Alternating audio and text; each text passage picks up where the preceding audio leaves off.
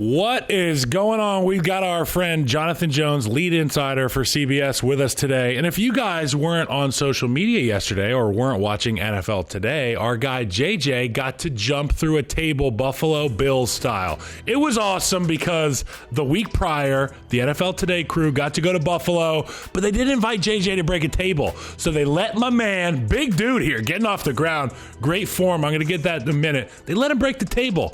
We checked in on his health today. He says he's doing good. He went to the blue tent for a little bit, but he's going to be okay. JJ, how you feeling, buddy? I feel great. You can see there I have a mic pack, one mic pack, and then one that's on the ground.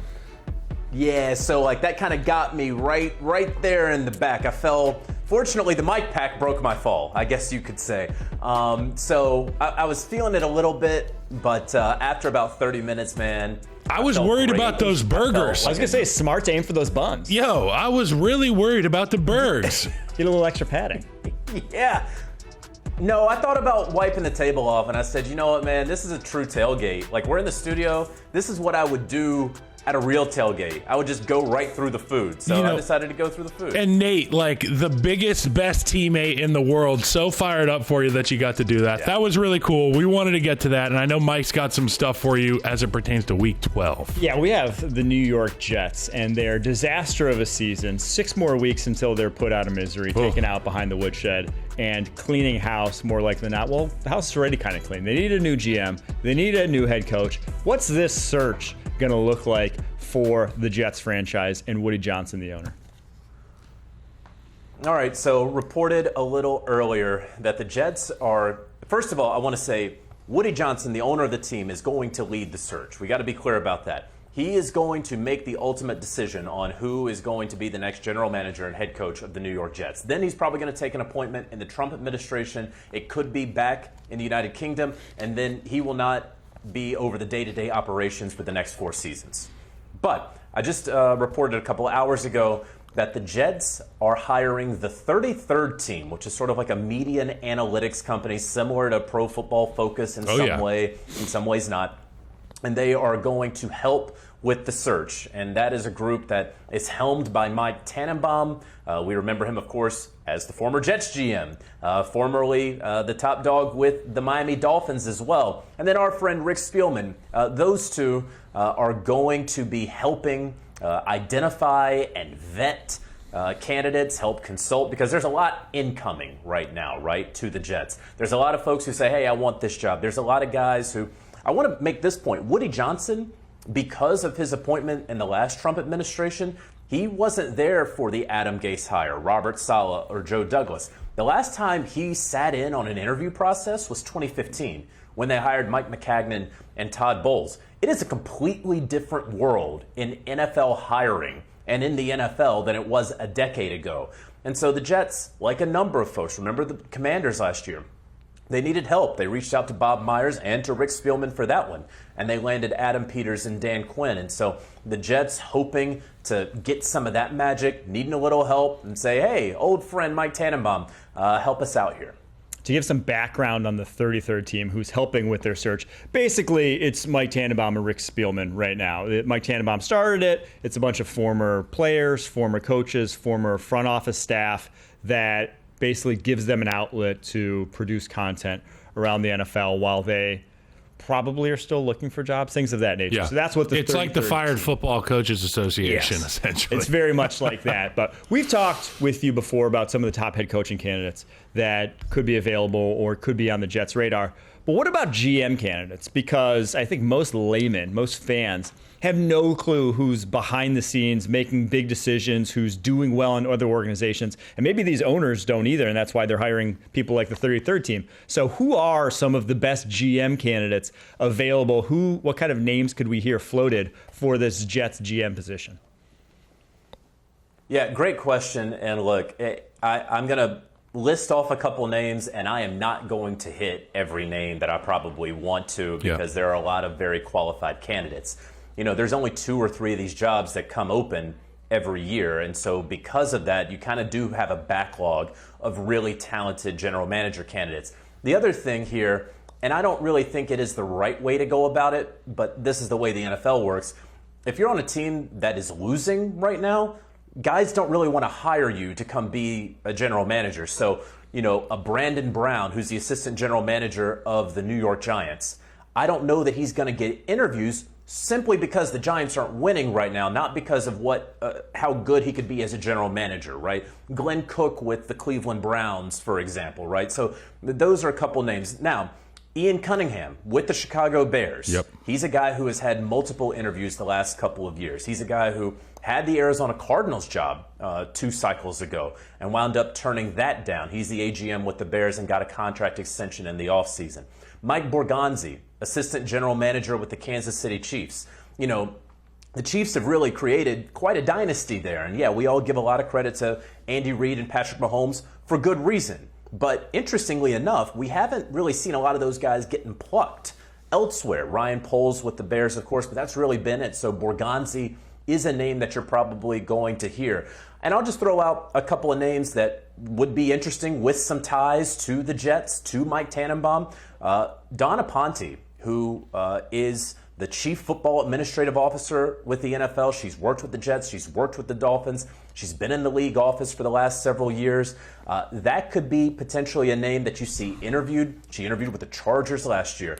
You have Jackie Davidson with the Tampa Bay Buccaneers. She is part of that sort of 3-headed monster there with Jason Light and that group that continues to have the Buccaneers with and without Tom Brady as a playoff contender who used to work with the Jets herself. So just a couple of names. That's 4 names. I could go on and on, but certainly the Jets are going to need someone who can be a Woody Johnson interpreter and whisperer because, if he's over in the United Kingdom, you need somebody who can handle the football business and also handle the owner. Maybe Aaron should just put the football down and go get a new office upstairs. I don't know. Well, speaking of Aaron Rodgers, he may be getting a new office in the Trump administration, too, with now RFK being in the fold. Wow. We'll see what happens with that. What do you think is going to happen with Aaron Rodgers after this season? Is he going to retire? Is he going to continue to be the quarterback of the Jets? Will he be the quarterback elsewhere? Okay. I'm so happy that you phrased that question the way that you did, and here you are in a Green Bay Packers shirt. And so let's just remember, the last 3 years that he was with the Packers, and let's say, hey, Thanksgiving week, what do you think Aaron Rodgers is going to do come January, February?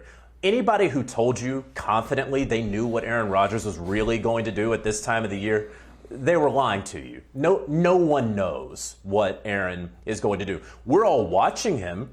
We're all seeing the end of his career play out, right, as he enters his age 41 year. We understand that this isn't very good football. I don't see any world where he is the New York Jets quarterback in 2025. I know he's under contract. It's an option bonus. I don't know a general manager and head coach who's going to say, you know what, my first crack at this or my second time around, I want to make sure that I have Aaron Rodgers here to see me through in this 1 year, to be my bridge quarterback until I can get it figured out. It's just impossible to imagine. So where's he going to end up? I believe he's going to be a post-June 1 release. That's the best thing to do from a cap situation. If he ultimately decides to retire, I don't know that he's going to make that determination in time for the start of free agency in mid-March. Right, so you're probably just going to have to cut him, and then he will go into darkness or go do whatever to figure out whatever he's going to do. We can all look at the teams that may need a quarterback and say, well, he'd be an upgrade here, or hey, if they miss out on Cam Ward or Shedeur Sanders, if they can't sign Sam Darnold or Justin Fields, and maybe he could be an option here. I'll just say, again, it is the end of November, and if anyone is trying to say that they confidently know where he's going to be playing football or if he's going to be playing football in 2025, I'm here to say you don't know that. Very well said. Very well said. Let's move on from one New York quarterback to another. Well, former New York quarterback, Daniel Jones, cut last Friday. What all went down to lead to him being cut, and what do we see next for the Giants' former top 10 pick? Yeah, we know that his play led to his benching. Right. I mean, we're talking about a Giants offense that was worst in red zone efficiency, bottom 3 in terms of big plays, bottom 3 in terms of completions beyond 20 yards down the field. And that was all Daniel Jones. And then, you had some some close losses that maybe things could have been different against, the Steelers and the Bengals and the Panthers in Germany. So he got benched, honestly. He got released because of the $23 million injury guarantee. We all understand that. Once they determined that he wasn't worth playing anymore, they don't need to risk any sort of future liability. So he gets released. He will clear waivers in a couple hours. I've talked with a couple teams that do have interest, have been rumored to have interest, and they're all telling me, look, it's up to Daniel what he wants to do, because the offers are going to be the same. He's going to get paid the remainder of his contract by the Giants. It's about $12 million, give or take. Well, a team can't, they're not paying that. They're not offering him anymore. So it's all about what he wants. What coach does he want to go play for? What sort of group does he want to play with? Is he fine being a backup, which is very likely going to happen on a contending team? And so, we could list off all the contending teams, or we could just sufficiently say contending team, and you all know what the NFL standings are. And then he could sign as early as this evening. I don't know that's going to happen that quickly, probably midweek. So that's what we're waiting for from Daniel Jones. I personally believe that a place like Buffalo would be incredible for him. I personally believe a place like Detroit would be incredible for him. But also you have a Minnesota. If you believe the Niners are still in it, right? And you want to learn from Kyle Shanahan, etc.